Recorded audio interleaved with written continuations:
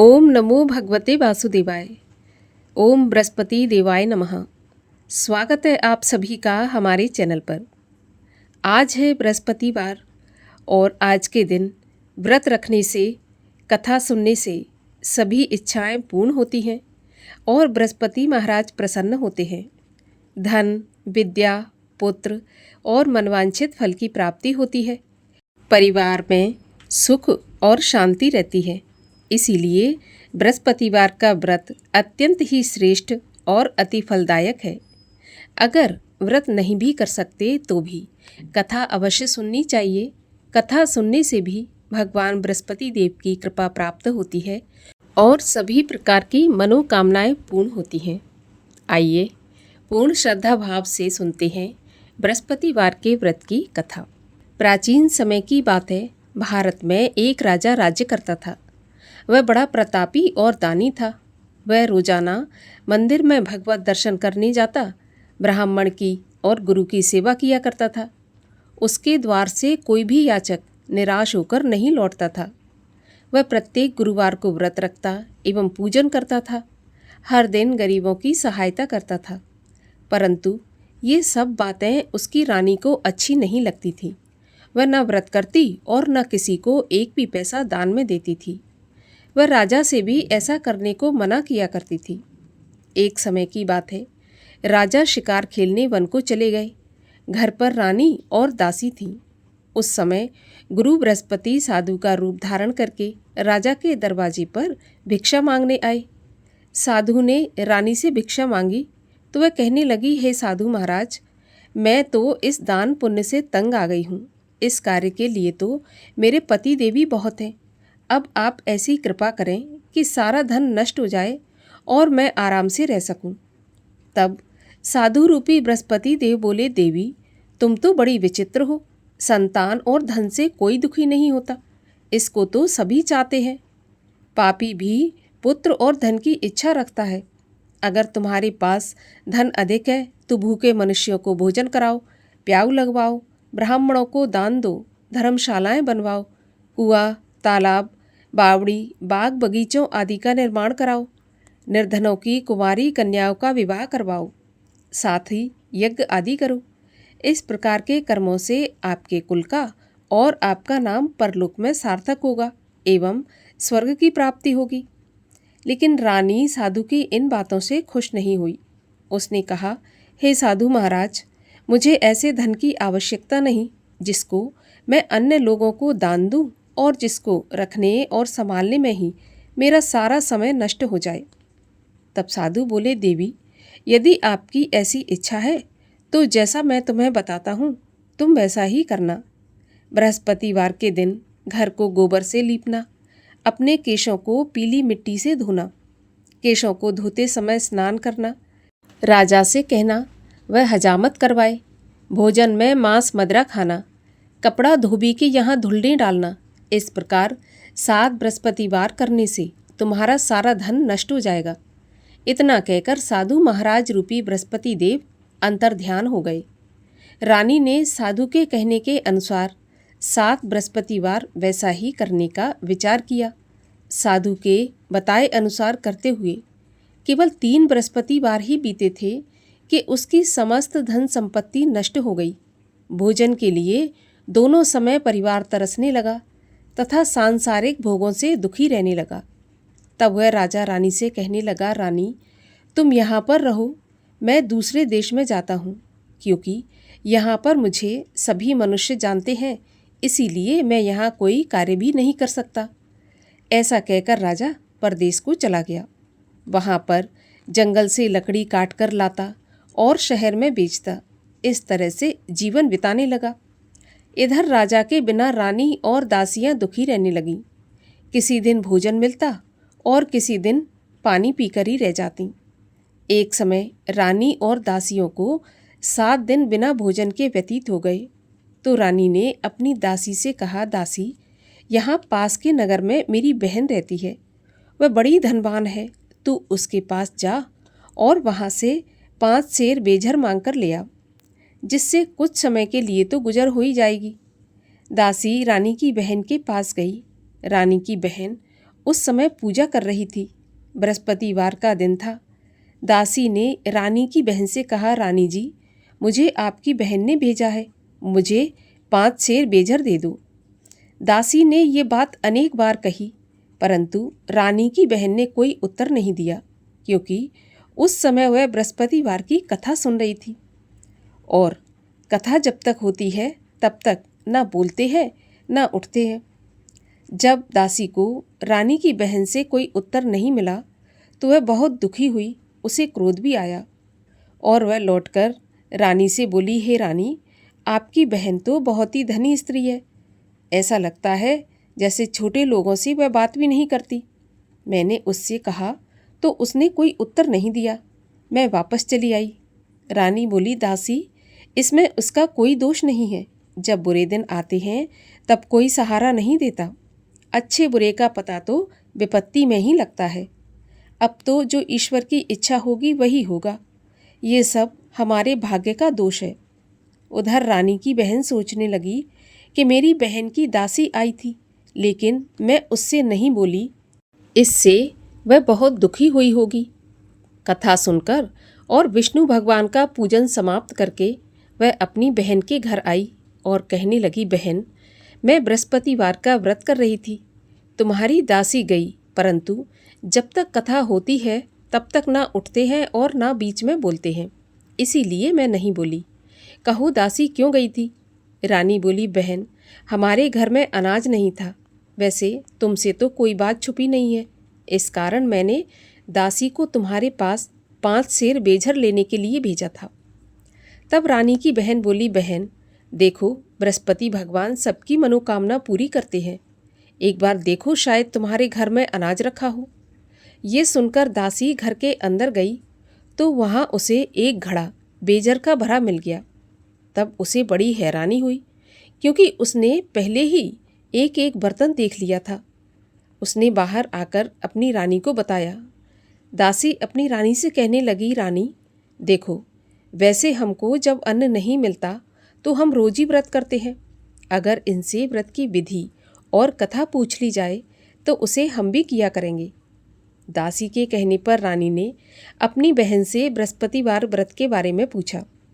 तब उसकी बहन ने बताया कि बहन, बृहस्पतिवार के व्रत में चने की दाल और मुनक्का से विष्णु भगवान का केले की जड़ में पूजन करें और घी का दीपक जलाएं, पीला भोजन करें, कथा सुनें।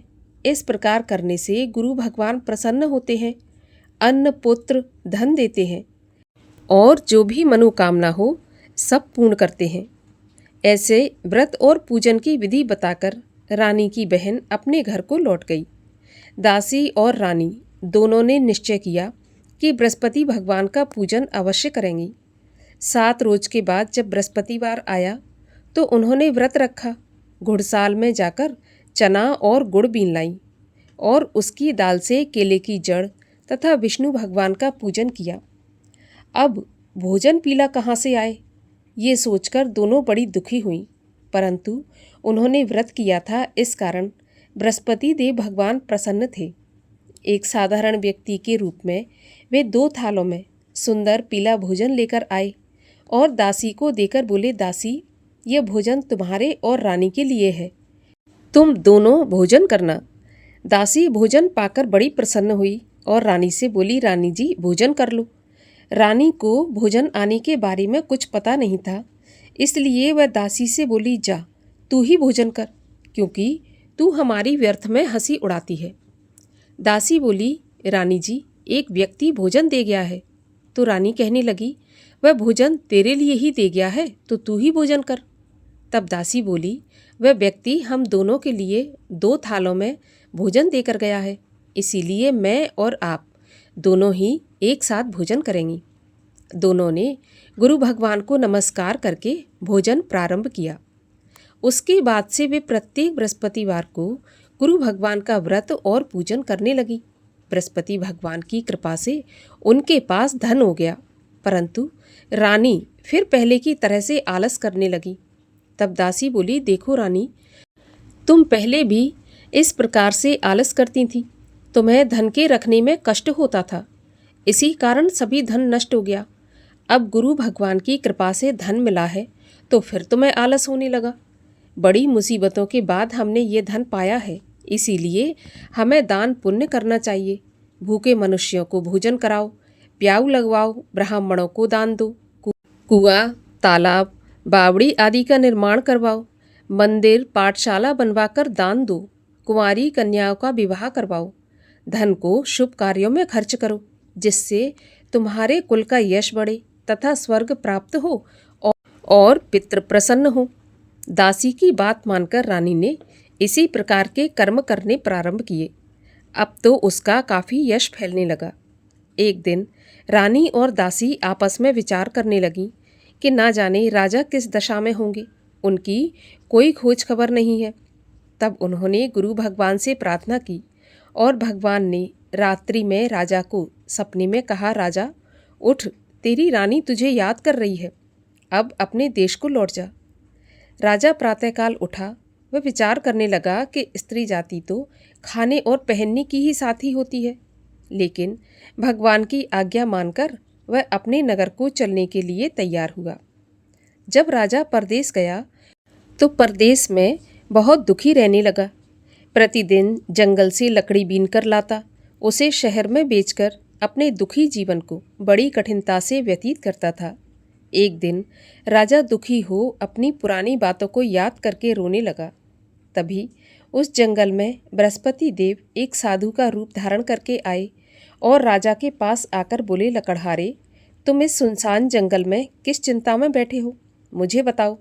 ये सुनकर राजा के नेत्रों में जल भर आया और साधु की वंदना करके बोला, प्रभु आप सब कुछ जानने वाले हैं।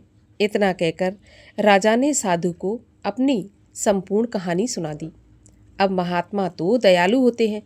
वे राजा से बोले, राजा तुम्हारी पत्नी ने बृहस्पति देव के प्रति अपराध किया था, जिसके कारण तुम्हारी ये दशा हुई। अब तुम किसी प्रकार की चिंता मत करो, भगवान तुम्हें पहले से भी अधिक धन देंगे। देखो, तुम्हारी पत्नी ने बृहस्पतिवार का व्रत प्रारंभ कर दिया है। अब तुम भी बृहस्पतिवार का व्रत करके चने की दाल और गुड़ जल के लोटे में डालकर केले का पूजन करो, फिर कथा कहो या सुनो, भगवान तुम्हारी सब कामनाओं को पूरा करेंगे। साधु को प्रसन्न देखकर राजा बोला, प्रभु मुझे लकड़ी बेचकर इतना पैसा नहीं बचता जिससे भोजन करने के उपरांत कुछ बचा सकूं। मैंने रात्रि में अपनी रानी को भी व्याकुल देखा है। मेरे पास कोई साधन नहीं जिससे उसका समाचार जान सकूं, और फिर मैं बृहस्पति देव की क्या कहानी कहूं, यह भी मुझको मालूम नहीं है। तब साधु बोले, राजा तुम किसी बात की चिंता मत करो। बृहस्पतिवार के दिन तुम रोज की तरह लकड़ियां लेकर शहर में जाओ। उस दिन तुम्हें रोज से दुगना धन प्राप्त होगा, जिससे तुम भली भांति भोजन भी कर लोगे और बृहस्पति देव की पूजा का सामान भी आ जाएगा। और बृहस्पति देव की कहानी इस प्रकार से है। प्राचीन काल में एक बहुत ही निर्धन ब्राह्मण था। उसके कोई संतान नहीं थी। वह नित्य पूजा पाठ करता, परंतु उसकी पत्नी बहुत मलिनता के साथ रहती थी। वह न स्नान करती, न किसी देवता का पूजन करती। प्रातः काल उठते ही सबसे पहले भोजन करती, बाद में कोई अन्य कार्य करती। ब्राह्मण देवता बहुत दुखी रहते थे। पत्नी को बहुत समझाते, लेकिन उसका कोई भी परिणाम नहीं निकलता। भगवान की कृपा से ब्राह्मण की स्त्री के कन्या पैदा हुई। वह कन्या अपने पिता के घर में बड़ी होने लगी। वह बालिका प्रातः स्नान करके भगवान विष्णु का जप करती, बृहस्पतिवार का व्रत भी करने लगी। पूजा पाठ समाप्त करके स्कूल जाती तो अपनी मुट्ठी में जौ भर के ले जाती और पाठशाला के मार्ग में डालती जाती। वही जौ स्वर्ण के हो जाते तो लौटते समय उनको बीनकर घर ले आती। एक दिन वह बालिका सूप में उन सोने के जौ को फटक कर साफ कर रही थी। तभी उसकी माँ ने देख लिया और कहा, बेटी सोने के जौ को फटकने के लिए सोने का सूप होना चाहिए। अगले दिन गुरुवार था तो इस कन्या ने व्रत रखा और बृहस्पति देव से प्रार्थना करके कहा, प्रभु यदि मैंने सच्चे मन से आपकी पूजा की हो तो मुझे सोने का सूप दे दो। बृहस्पति देव ने उसकी प्रार्थना स्वीकार कर ली।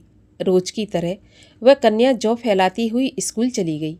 स्कूल से लौटकर जब वह जौ बीन रही थी तो बृहस्पति देव की कृपा से उसे सोने का सूप मिला। उसे वह घर ले आई और उसमें जौ साफ करने लगी, लेकिन उसकी माँ का वही ढंग रहा। एक दिन की बात है, वह कन्या सोने के सूप में जौ साफ कर रही थी। उसी समय उस नगर का राजकुमार वहाँ से होकर निकला। वह इस कन्या के रूप और कार्य को देखकर मोहित हो गया। राजमहल आकर भोजन तथा जल त्याग कर उदास होकर लेट गया।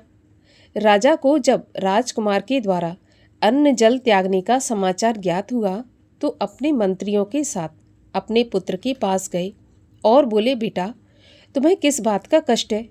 किसी ने अपमान किया है अथवा कोई और कारण है? मुझे बताओ, मैं वही करूँगा जिससे तुम्हें प्रसन्नता हो।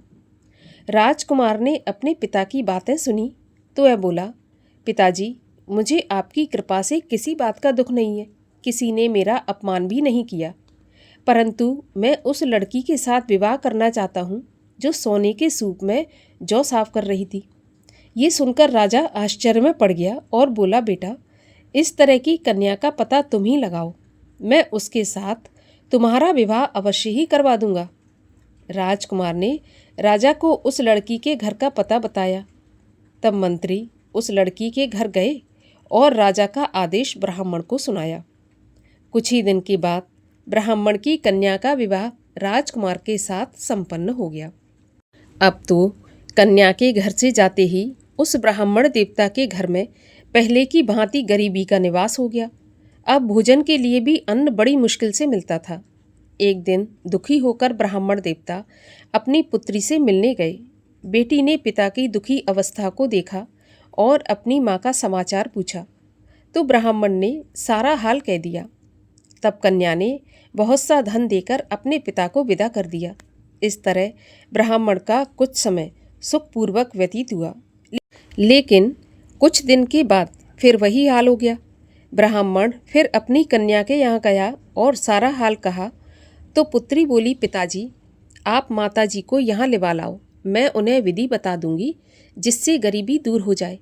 ब्राह्मण देवता अपनी पत्नी को साथ लेकर राजमहल अपनी पुत्री के पास पहुँचे तो पुत्री अपनी माँ को समझाने लगी, माँ, तुम प्रातःकाल उठकर प्रथम स्नान आदि करके विष्णु भगवान का पूजन करो तो सब दरिद्रता दूर हो जाएगी।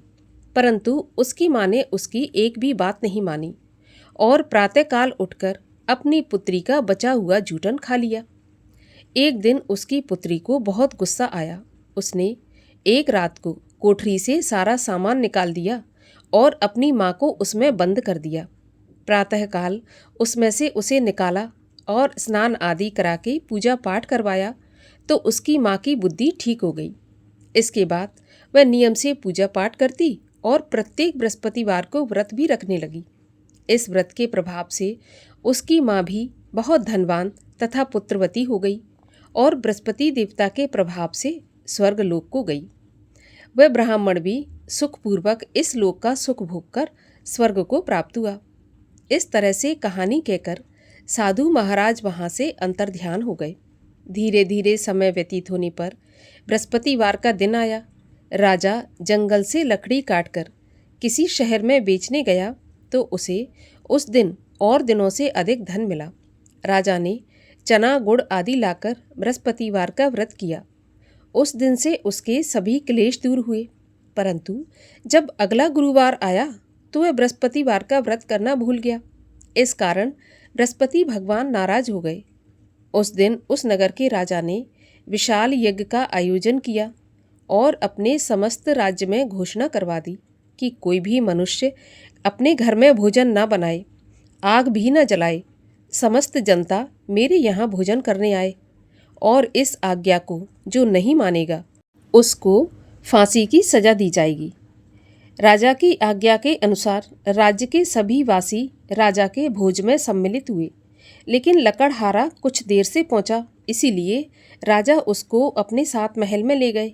जब राजा लकड़हारे को भोजन करा रहे थे तो रानी की दृष्टि उस खूंटी पर पड़ी जिस पर उसका हार लटका हुआ था। उसे हार खूंटी पर लटका दिखाई नहीं दिया तो रानी को ये निश्चय हो गया कि मेरा हार इस लकड़हारे ने चुरा लिया है, और उसी समय सैनिक बुलवाकर उसको जेल खाने में डलवा दिया। जब लकड़हारा जेल खाने में गया तो बहुत दुखी होकर विचार करने लगा कि न जाने कौन से पूर्व जन्म के कर्म से मुझे यह दुख प्राप्त हुआ है, और उसी साधु को याद करने लगा जो कि जंगल में मिला था। तभी तत्काल बृहस्पति देव साधु के रूप में प्रकट हो गए और उसकी दशा को देखकर कहने लगे, अरे मूर्ख, तूने बृहस्पति देवता की कथा नहीं की, इसी कारण तुझे दुख प्राप्त हुआ है। अब चिंता मत कर, बृहस्पतिवार के दिन जेल खाने के दरवाजे पर 4 पैसे पड़े मिलेंगे, उनसे तू बृहस्पति देव की पूजा करना तो तेरे सभी कष्ट दूर हो जाएंगे। अगले बृहस्पतिवार उसे जेल के द्वार पर 4 पैसे पड़े मिले। राजा ने पूजा का सामान मंगवाकर कथा कही और प्रसाद बांटा। उसी रात्रि को बृहस्पति देव ने उस नगर के राजा को स्वप्न में कहा, हे राजा, तूने जिस आदमी को जेल खाने में बंद कर दिया है वह निर्दोष है, वह राजा है, उसे छोड़ देना। रानी का हार उसी खूंटी पर लटका हुआ है, और अगर तू ऐसा नहीं करेगा तो मैं तेरे राज्य को नष्ट कर दूंगा। राजा प्रातःकाल उठा और खूंटी पर हार टंगा हुआ देखकर लकड़हारे को बुलाया और क्षमा मांगी, और राजा के योग्य सुंदर वस्त्र आभूषण भेंट करके उसे विदा किया। गुरुदेव की आज्ञा के अनुसार राजा अपने नगर को चल दिया। राजा जब नगर के निकट पहुंचा तो उसे बड़ा आश्चर्य हुआ, क्योंकि नगर में पहले से अधिक बाग, तालाब, कुएं तथा बहुत सी धर्मशालाएं, मंदिर आदि बने हुए थे। राजा ने पूछा, ये किसके बाग और धर्मशाला हैं? तब नगर के सब लोग कहने लगे, ये सब रानी और दासी के द्वारा बनवाए गए हैं। तो राजा को आश्चर्य हुआ और गुस्सा भी आया। जब रानी ने ये खबर सुनी कि राजा आ रहे हैं तो उसने अपनी दासी से कहा, दासी देख, राजा हमको कितनी बुरी हालत में छोड़ गए थे, हमारी ऐसी हालत देखकर वह लौट न जाए, इसलिए तू दरवाजे पर खड़ी हो जा। रानी की आज्ञा के अनुसार दासी दरवाजे पर खड़ी हो गई। जब राजा आए तो उन्हें अपने साथ महल में लिवा लाई। तब राजा ने क्रोध करके अपनी तलवार निकाल ली और पूछने लगा, बताओ यह धन तुम्हें कैसे प्राप्त हुआ है? तो रानी बोली, प्रभु, ये सब धन हमें बृहस्पति देव के व्रत के प्रभाव से प्राप्त हुआ है। राजा ने निश्चय किया कि 7 रोज बाद सभी बृहस्पति देव का पूजन करते हैं, लेकिन अब मैं रोजाना दिन में 3 बार कथा कहा करूँगा और रोज व्रत किया करूँगा। अब हर समय राजा के दुपट्टे में चने की दाल बंधी रहती और राजा दिन में 3 बार कथा कहता। एक दिन राजा ने विचार किया कि चलो अपनी बहन के यहाँ पर हो आऊँ। इस तरह का निश्चय कर राजा घोड़े पर सवार हो अपनी बहन के यहाँ चल दिया। मार्ग में उसने देखा कि कुछ आदमी एक मुर्दे को लिए जा रहे हैं। उन्हें रोककर राजा कहने लगा, अरे भाइयों, मेरी बृहस्पतिवार की कथा सुन लो। वे बोले, लो, हमारा तो आदमी मर गया, इसको अपनी कथा की पड़ी है। परंतु कुछ आदमी बोले, अच्छा कहो, हम तुम्हारी कथा सुन लेंगे। राजा ने दाल निकाली और कथा कहनी शुरू कर दी। जब कथा आधी हुई थी तो मुर्दा हिलने लगा, और जब कथा समाप्त हुई तो राम राम करके वह मुर्दा उठकर खड़ा हो गया। राजा आगे बढ़ा। उसे चलते चलते शाम हो गई थी, तो आगे मार्ग में उसे एक किसान खेत में हल चलाता मिला। तो राजा उससे बोला, अरे भैया, तुम मेरी बृहस्पतिवार की कथा सुन लो। किसान बोला, जब तक मैं तेरी कथा सुनूंगा तब तक 4 हरैया जोत लूँगा, जा अपनी कथा किसी और को सुनाना। ऐसा सुनकर राजा आगे चलने लगा। जैसे ही राजा आगे बढ़ा तो राजा के हटते ही बैल पछाड़ खाकर गिर गए और किसान के पेट में बहुत जोर से दर्द होने लगा। उसी समय किसान की पत्नी रोटी लेकर आई। उसने जब यह देखा तो अपने पति से सब हाल पूछा और उसने सभी हाल बता दिया। तो बुढ़िया दौड़ी दौड़ी उस घुड़सवार के पास गई और उससे बोली, मैं तेरी कथा सुनूंगी, तू अपनी कथा मेरे खेत पे चलकर ही कहना। राजा ने लौटकर बुढ़िया के खेत पे जाकर कथा कही, जिसके सुनते ही बैल उठकर खड़े हो गए और किसान के पेट का दर्द भी बंद हो गया। राजा अपनी बहन के घर पहुंच गया। बहन ने भाई की खूब मेहमानी की। दूसरे दिन प्रातःकाल राजा जगा तो वह देखने लगा कि सब लोग भोजन कर रहे हैं। राजा अपनी बहन से बोला कि बहन, ऐसा कोई मनुष्य है जिसने भोजन नहीं किया हो, जो मेरी बृहस्पतिवार की कथा सुन सके? तो बहन बोली, भैया, ये देश ऐसा ही है, यहाँ के लोग पहले भोजन करते हैं, बाद में कोई अन्य कार्य करते हैं। अगर कोई पड़ोस में हो तो देख आती हूँ। ऐसा कहकर बहन देखने चली गई, परंतु उसे कोई भी ऐसा व्यक्ति नहीं मिला जिसने भोजन नहीं किया हो। अतः वह एक कुम्हार के घर गई जिसका लड़का बीमार था। उसे मालूम हुआ कि उसके यहाँ 3 दिन से किसी ने भी भोजन नहीं किया। रानी ने अपने भाई की कथा सुनने के लिए कुम्हार से कहा तो वह तैयार हो गया। राजा ने जाकर बृहस्पतिवार की कथा कही, जिसको सुनकर उसका लड़का ठीक हो गया। अब तो राजा की प्रशंसा होने लगी। एक दिन राजा अपनी बहन से बोला, बहन, मैं अपने घर को जाऊंगा, तुम भी तैयार हो जाओ। राजा की बहन ने अपनी सास से अपने भाई के साथ जाने की आज्ञा मांगी, तो सास बोली, ठीक है, चली जाओ, लेकिन अपने लड़कों को मत ले जाना, क्योंकि तेरे भाई के तो कोई संतान है नहीं। बहन ने अपने भैया से कहा, भैया, मैं तो चलूँगी, लेकिन कोई बालक नहीं जाएगा। राजा बोला कि जब कोई बालक नहीं चलेगा तो तुम क्या करोगी। बड़े दुखी मन से राजा अपने नगर को लौट आया। राजा ने अपनी रानी से कहा, हम निर्वंशी राजा हैं, हमारा तो मुंह देखने का भी धर्म नहीं है। और ऐसा कहकर बिना भोजन आदि किए शैया पर लेट गया। रानी बोली, प्रभु, बृहस्पति देव ने हमें सब कुछ दिया है, तो वे संतान भी हमें अवश्य देंगे। उसी रात को बृहस्पति देव ने राजा को स्वप्न में कहा, राजा उठ, सभी सोच त्याग दे, तेरी रानी गर्भवती है। राजा को यह जानकर बड़ी खुशी हुई। 9वें महीने रानी के गर्भ से एक सुंदर पुत्र पैदा हुआ। तब राजा बोला, हे रानी, स्त्री बिना भोजन के तो रह सकती है, लेकिन बिना कहे नहीं रह सकती। जब मेरी बहन आए तो तुम उससे कुछ कहना मत। ऐसा सुनकर रानी ने भी हाँ कर दी। जब राजा की बहन ने यह शुभ समाचार सुना तो बहुत खुश हुई और बधाई लेकर अपने भाई के यहाँ आई। तभी रानी बोली, घोड़ा चढ़ाकर नहीं आई, गधा चढ़ी आई। राजा की बहन बोली, भाभी, अगर मैं ऐसे नहीं कहती तो तुम्हें औलाद कैसे मिलती।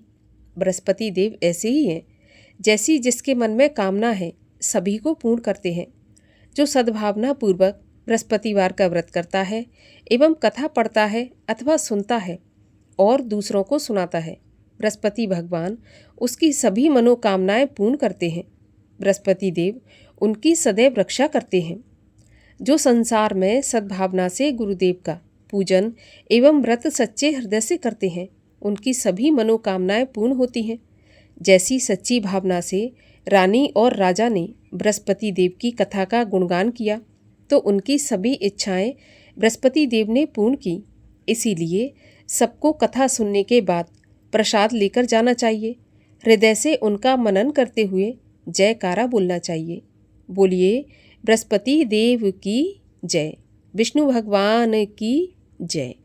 और आइए अब सब मिलकर करें बृहस्पति देव की आरती। ओम जय बृहस्पति देवा, स्वामी जय बृहस्पति देवा, छिन छिन भोग लगाऊं, कदली फल मेवा। ओम जय बृहस्पति देवा, तुम पूर्ण परमात्मा, तुम अंतर्यामी, जगत पिता जगदीश्वर, तुम सबके स्वामी। ओम जय बृहस्पति देवा, चरणामृत निज निर्मल, सब पातक हरता, सकल मनोरथ दायक, कृपा करो भरता। ओम जय बृहस्पति देवा, तन मन धन अर्पण कर, जो जन शरण पड़े, प्रभु प्रकट तब होकर, आकर द्वार खड़े। ओम जय बृहस्पति देवा, दीन दयाल दयानिधि, भक्तन हितकारी, पाप दोष सब हरता, भव बंधन हारी। ओम जय बृहस्पति देवा, सकल मनोरथ दायक, सब संशय हारो, विषय विकार मिटाओ, संतन सुखकारी। ओम जय बृहस्पति देवा। जो कोई आरती प्रभु की प्रेम सहित गावे, जेठानंद आनंद कर सो निश्चय पावे। ओम जय बृहस्पति देवा। जय बृहस्पति देवा प्रभु, जय बृहस्पति देवा। छिन छिन भोग लगाऊं, कदली फल मेवा। ओम जय बृहस्पति देवा।